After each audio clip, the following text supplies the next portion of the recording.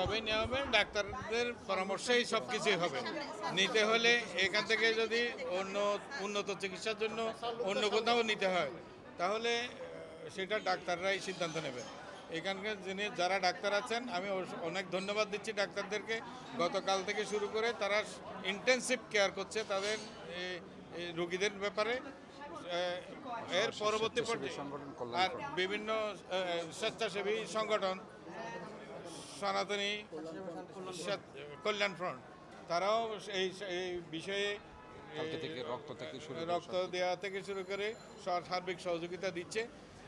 চিকিৎসা আরও উন্নত চিকিৎসার জন্য যদি বাইরে প্রেরণ করতে হয়, কিছু করতে হয়, তাও সরকারের পক্ষ থেকে আমরা উদ্যোগ নেব এবং ডাক্তারদের পরামর্শ মতেই নেব।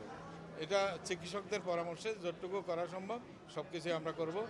আর যারা নিহত হয়েছেন তাদের জন্য শোক প্রকাশ করছি। আল্লাহ তাদের আত্মার মাগফিরাত করুন আর তাদের পরিবারের প্রতি আমাদের সমবেদনা রইল।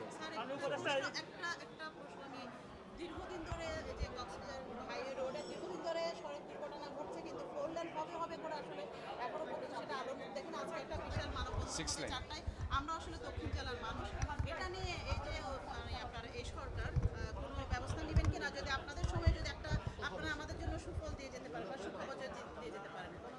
এটা কি পর্যায়ে আছে আমি ঠিক এখান থেকে চট্টগ্রাম থেকে জানি না। বিষয়টা আমি ঢাকায় গিয়ে যারা সড়ক যারা করছেন তাদের সাথে আমরা কথা বলবো, উপদেষ্টা মহোদয়ের সাথেও কথা বলবো।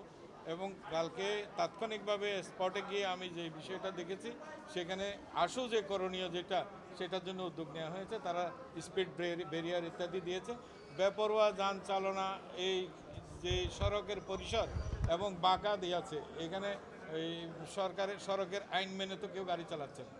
এই ক্ষেত্রে এই সমস্ত দুর্ঘটনাগুলোর পিছনে এটা একটা সবচাইতে বড় কারণ। এরপরে শুনছি এখানে লবণের গাড়ি যায়, রাস্তা পিচ্ছিল হয়। এই সমস্তগুলোর কোনো ধরনের রেমেডি যদি এখানে থেকে থাকে তাহলে সে তাই করবে।